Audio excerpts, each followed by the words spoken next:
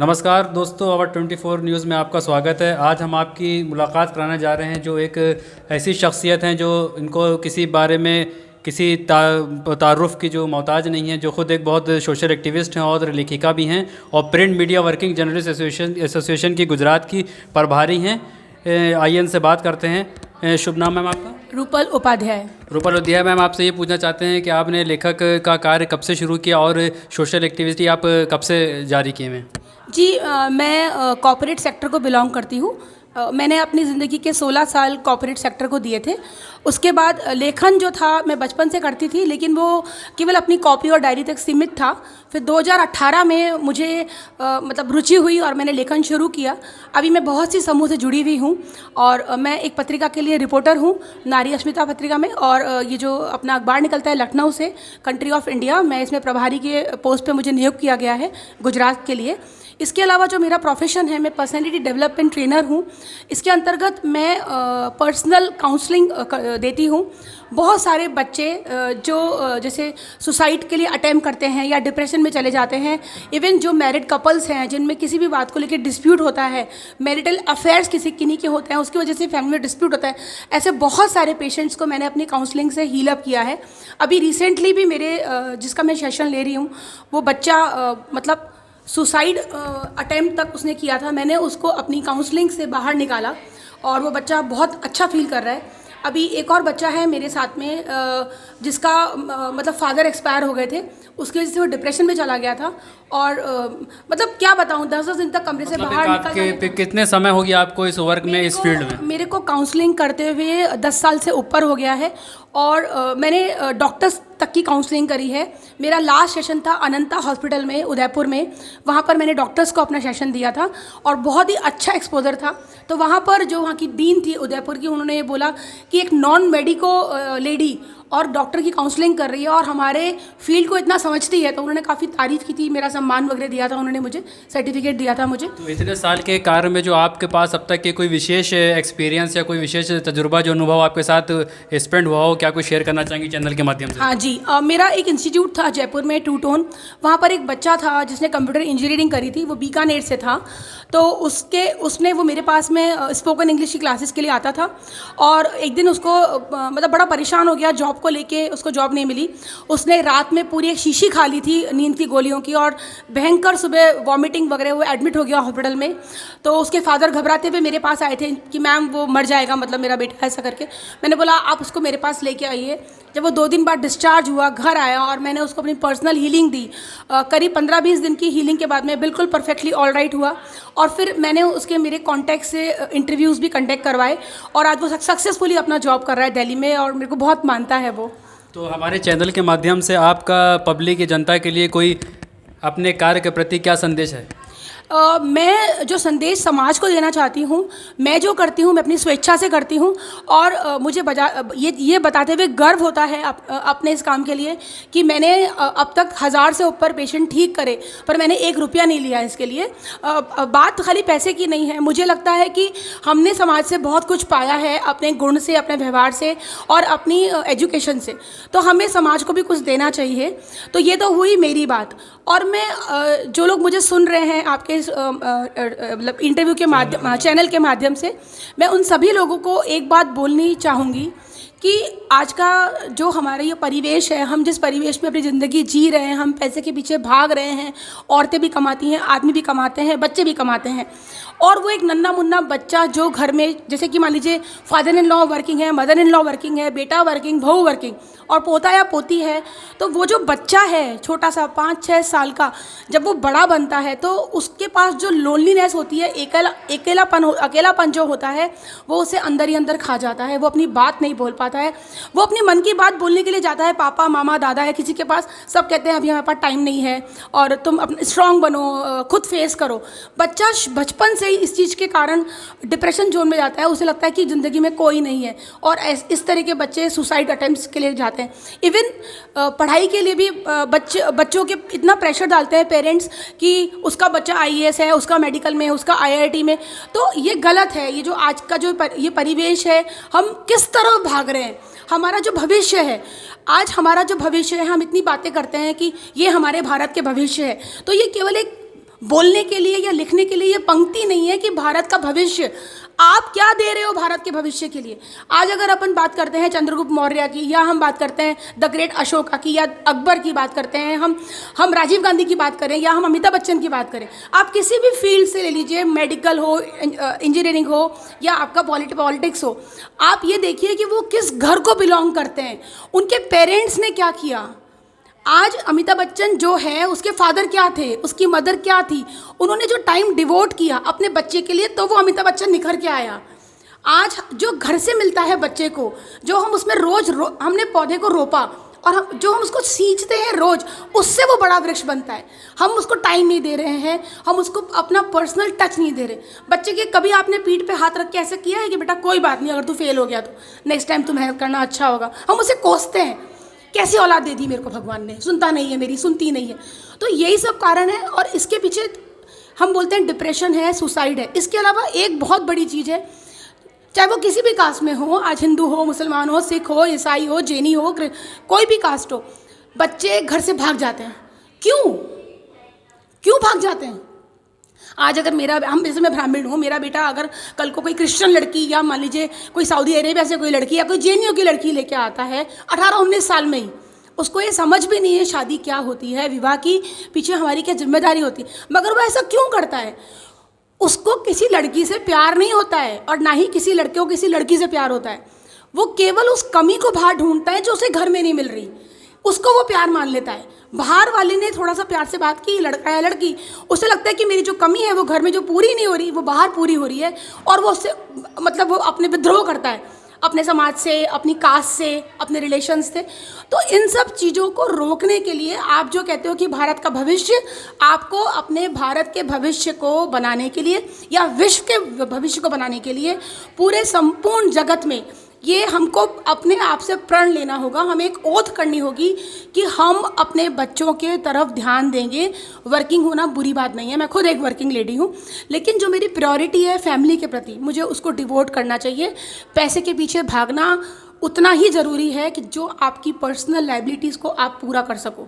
अंधी दौड़ में दौड़ना अच्छा नहीं है। तो जितने भी आपकी अभी एक्टिविटी की जो आपने बात की है, इसमें किसी तरीके की कोई फीस है, या आप निःशुल्क इस पर सेवा कर रही हैं? नहीं, ये मेरा निःशुल्क रहता है। मैंने जैसा कि बताया आपको पहले भी कि ये मैं जो कुछ समाज ने मुझे मान, प्रतिष्ठा, सम्मान या पैसे में जो अर्जन करती हूँ अपने और कामों से, तो ये मेरा एक तरीके से जो समाज से पाया तो उसका कुछ समाज को दिया। तो ये भावना हमारे अंदर होनी चाहिए। हर चीज़ के लिए पैसा लेंगे, देखिए ये इस सवाल का जवाब जो मैं खुद को देती हूँ, मतलब ये तो आपने मुझसे आज एक प्रोफेशनली प्रश्न पूछा है, इसका आंसर जो मैं खुद को देती हूँ, मैं वो ये देती हूँ कि ऐसी बहुत सी चीज़ें कुदरत ने मुझे नवाजा है, ऐसे बहुत सी चीज़ों से नवाजा है जिसकी मैं हकदार नहीं हूँ। मैं कहती हूँ मैं इतनी योग्य नहीं हूँ, जितना सम्मान मुझे लोग करते हैं मैं उसके काबिल नहीं हूँ। तो मैं जो करती हूँ ये एक तरीका थैंक यू है, ये मेरे ईश्वर को, मेरे रब को शुक्राना है। कहते हैं ना कि ईश्वर खुश होता है थैंक यू बोलने से। शुक्राना मतलब अगर आप भगवान को रोज़ कहते हो कि हे मेरे मालिक, मैं शुक्रगुजार हूँ, तूने मुझे इतना कुछ दिया, ये उस चीज़ का रिटर्न बैक है कि जो चीज़ें मुझे ईश्वर ने दी बिना मांगे, तो मैं भी अपने पास में से कुछ भी दूँ। और इसके लिए मैं ऐसा नहीं कि मैं केवल काउंसलिंग ही करती हूँ। देखिए ऐसा मेरे पापा कहा, समाज में तो कई तरीके की एक्टिविटीज़ रहती है, खाली काउंसलिंग के अलावा और भी काम है। जैसे मेरे पापा कहा करते थे बचपन में कि ये रबड़ की ज़बान को चलाना बहुत आसान है, इंसान कुछ भी बोल देता है। तो मेरी ये बात केवल मेरी ज़बान तक नहीं रहती है। जो परेशान होते हैं मैं उनको जॉब भी दिलवाती हूँ मेरे कॉन्टैक्ट्स के थ्रू। जिनको पैसे की ज़रूरत होती है, जितना ईश्वर ने मुझे दिया है उसमें से कुछ एक पार्ट, अगर मान लीजिए 100% मेरे पास है तो 20% मैं दे सकती हूँ, उतना मैं चैरिटी उतना मैं वो भी करती हूँ। ऐसा नहीं कि केवल बस बातें ही बातें करती हूँ मैं, मतलब एज एंड व्हेन रिक्वायरमेंट जैसी आती है, जो मैं ईश्वर मुझसे करवाता है मैं वो भी करती हूँ। तो अब जो कर भला सो हो भला की जो कहावत है वो हमारी मैम पे बिल्कुल ही प्रूफ साबित होती है, जिन्हीं ने बताया है कि ये सोशल एक्टिविटी जो कर रही हैं बिल्कुल निःशुल्क कर रही हैं और लगातार समाज की सेवा कर रही हैं। बहुत बहुत धन्यवाद आपका हमारे चैनल के साथ जुड़ने के लिए। कैमरामैन मोशाज का था टावर 24 न्यूज़ के लिए फैसल मुजीब, लखनऊ। हमारे साथ print media working journalist association के राष्ट्रीय अध्यक्ष और कंट्री ऑफ इंडिया के प्रधान संपादक अब्दुल अजीज़ सिद्दीकी साहब हैं। इन्होंने रूपल उपाध्याय को अपने कंट्री ऑफ इंडिया का गुजरात का प्रभारी बनाया है और print media working journalist association का भी पदाधिकारी बनाया। आइए इनसे बात करते हैं रूपल उपाध्याय के अंदर उन्होंने ऐसे क्या ख़ास बात देखी या उनके अंदर ऐसी क्या एक्टिविटी देखी जो उन्होंने इतनी बड़ी जिम्मेदारी उनको सौंपी। अजीज़ साहब, आपसे ये जानना चाहते हैं, जो भी आपने रूपल उपाध्याय को जो पद दिया है, क्या खासियत उनके अंदर आपको दिखी या उनकी क्या पत्रकारिता में रुचि देखी आपने जो उनको इतनी बड़ी जिम्मेदारी दी। रूपल उपाध्याय जी हमसे लगभग दो ढाई साल से जुड़ी हुई हैं एफबी पर, और अच्छी अच्छी कविताएं उनकी आती हैं और भेजती हैं, बहुत शानदार लेख भेजती हैं। काफ़ी हम दिनों से देख रहे थे और बहुत ही सक्रिय रहती हैं, लेबोरियस हैं, तमाम लोगों की मदद भी करती हैं। तो इसलिए हमें लगा कि इनको वहाँ का गुजरात का अगर बना दिया जाए तो ये एक अच्छा मैसेज जाएगा, हमारी मैगज़ीन के लिए भी जाएगा और ये अच्छे से अच्छा काम करेंगी। उसी को देखते हुए हमने इनको वहाँ का ब्यूरो चीफ गुजरात का बनाया, जबकि ये बड़ौदा में रहती हैं। और आगे चल के फिर मैंने ये देखा कि ये वाकई उस पर खरी उतर रही हैं, तो हमने इनको PMWJ का वहाँ का प्रभारी भी नियुक्त कर दिया है। और आगे भी हम जैसे जैसे इनको देखेंगे, हो सकता है इनकी और ज़्यादा आगे भी तरक्की हम कर दें, क्योंकि ये बहुत ही लेबोरियत, ईमानदार और मेहनत कर्मठशील महिला है। तो ये इनके कार्य के प्रति आपकी आगामी दिनों में क्या इनसे उम्मीद करते हैं, क्या इनसे आपकी अपेक्षाएं, क्या आशाएं अपने पत्रकारिता के क्षेत्र में और अपने PMWJ के लिए। हम ऐसे उम्मीद करते हैं कि ये आगे चल के और ज़्यादा हमें सहयोग करेंगी, वहाँ की तमाम अच्छी से अच्छी खबरें, जो पॉजिटिव खबरें हैं वो हमें देंगी, और हमारी PMWJ को ये बहुत आगे बढ़ाने में हमारे लिए सहयोगी होंगी। इन्होंने कई लोगों को बनवाया है, राजस्थान से जैन साहब हैं, उनको इन्होंने इसमें PMWJ में और कंट्री ऑफ इंडिया का इन्होंने ब्यूरो चीफ बनाया है, और PMWJ के लिए आगे भी अच्छी साबित होंगी। यही उम्मीद लेके हमने इनको अपना PMWJ का प्रभारी बनाया है। सोशल एक्टिविटीज़ रूपल उपाध्याय के फ्रेंड्स हमारे साथ लखनऊ में हैं। आइए इनसे इनके बारे में जानते हैं, इनके विचार क्या हैं, जो सोशल एक्टिविटी ये करती हैं, समाज में लगातार सर्व कर रही हैं। इनके बारे में इनके फ्रेंड्स से और इनके मित्रों से जानते हैं कि क्या इनके विचार हैं। रूपल को मैं फेसबुक पर देखती हूँ और ये बहुत सारी अच्छी अच्छी बातें बताती हैं लोगों को, नई नई चीज़ें लिखती रहती हैं और हमें बहुत इनोवेटिव चीज़ों से इंट्रोड्यूस करती हैं। ये मैं प्रीति श्रीवास्तव, यहाँ आकाशवाणी में कैजुअल अनाउंसर हूँ। इनकी जो सोशल एक्टिविटीज़ है लगातार ये सर्व कर रही हैं, काउंसलिंग भी कर रही हैं, बताया जैसे इन्होंने भी तमाम जो ज़रूरतमंद लोगों की समाज की हेल्प भी कर रही हैं। इसमें आपका क्या विचार इनके बारे में कुछ? नहीं, बहुत अच्छी है और ये आगे भी ऐसे करती रहे, हम यही उम्मीद करेंगे इनसे, और इनके लिए बहुत सारी शुभकामनाएं हैं हमारे पास। आपको कुछ मैम के लिए बोलना है? मैं ज्योत्सना सिंह लखनऊ से हूँ जी। और मैं भी राइटर हूँ।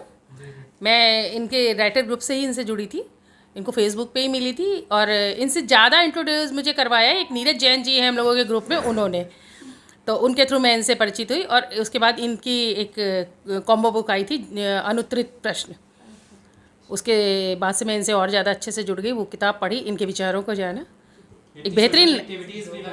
हाँ, बराबर ये जितना ये करती रहती हैं वो उससे तो हम रूबरू होते ही रहते हैं। लेकिन बाकी आज मिलना हो गया है, इंशाल्लाह ऐसे ही आगे बढ़ते हैं।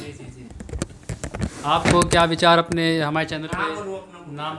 मैं शालिनी दीक्षित, मैं इनको 4 साल से जानती हूँ, 2-3 बार मिल चुकी हूँ। और ये बहुत अच्छा लिखती हैं, इनके लिखने से सब इंस्पायर होते हैं और ऐसे ही करती रहें, कीप इट अप। आपको कुछ? जी, मैं कंचन श्रीवास्तव, मैं वास्तु महर्षि ज्योतिषी हूँ और रूपल जी से मेरी लॉकडाउन के बीच में बातचीत हुई और इन्होंने मेरा इंटरव्यू लिया था और उसे गुजरात की नारी अस्मिता नाम की पत्रिका में मेरा इंटरव्यू इन्होंने छापा था और इन्हीं के कारण मेरी प्रसिद्धि वहाँ तक पहुँच गई। ये मेरी खुशनसीबी है कि मेरी इनसे मुलाकात हुई। लेकिन इसी लॉकडाउन के दौरान मैंने जाना कि इन्होंने जो है बहुत ही लॉकडाउन में भी इन्होंने बहुत ही मतलब मेहनत की और सबके लिए सहायता के लिए, बच्चों के लिए, गरीबों के लिए ये तत्पर रही हैं। और उस इनकी कुछ ही घंटे की बात में हम इनसे इतने ज़्यादा क्लोज़ हो गए, करीब हो गए कि मतलब ये किस तरह की इंसान है, एक ज़िंदा दिल इंसान सबसे पहले तो कहा जाए, चाहे जिस भी परिस्थिति में हो, इन्होंने हमेशा अपनी ज़िंदा दिली को बरकरार रखा है और इसके लिए हम तो गर्व महसूस होता है कि हमें इनके जैसी एक अच्छी दोस्त मिल गई। मैं आराधना शर्मा लखनऊ से हूँ, रूपल से 3 साल से जुड़ी हुई हूँ। मेरी पहचान भी संदीप भाई ने करवाई थी, संदीप भाई के थ्रू हुई थी, अच्छे राइटर हैं, हाँ संदीप तोमर। और उसके बाद से रूपल मुझे अपने समूह में ले आए हैं, शब्द राग और शब्दराग में ले आई हैं, तब से ये मुझसे जुड़ी हुई हैं और मुझे हर उस पर सपोर्ट करती हैं। बहुत ओपन हार्ट हैं, ओपन इनका वो है वर्जन है इनके, एकदम हार्ड स्पोकन है लेकिन अंदर से बहुत सॉफ्ट हैं। अगर कोई चीज़ हम लोग, जैसे मैं भी राइटर हूँ, अगर गलत लिखते हैं तो ब्लंट बोलेगी, वहीं से बोलेंगी एकदम तुरंत से। और वैसे हमारे बहुत आत्मिक रिश्ते हैं, वो अलग हैं, लेकिन हमारे पढ़ाई के लेवल पे या एक एजुकेशन या ऑफिशियल लेवल पे बिल्कुल हम गुरु शिष्य जैसे हैं। तो ये बहुत अच्छी बात है, क्लियर होना, एज़ क्लियर मतलब एज़ क्लियर एज़ मिरर। सो बहुत ही पसंद है मुझे, ये बात इनकी बहुत पसंद आती है। और ऐसा मैं खुद को भी मानती हूँ कि जो है वो बोल देना चाहिए, और चीज़ें फेस पे एकदम साफ समझ में आती हैं। और बहुत अटैचमेंट है हमारा, जैसे छोटे बड़े बहनों जैसे है, टीचर स्टूडेंट्स के जैसे है। Thank you so much. तो रूपल उपाध्याय मैम की जो पर्सनालिटी है और जो इनका चरित्र है, उसी हिसाब से इनके मित्रों ने, उनके फ्रेंड्स ने उनके बारे में बताया। कैमरामैन अवश्य मोहम्मद शाज के साथ फैसल मुजीब, 24 न्यूज़ के लिए।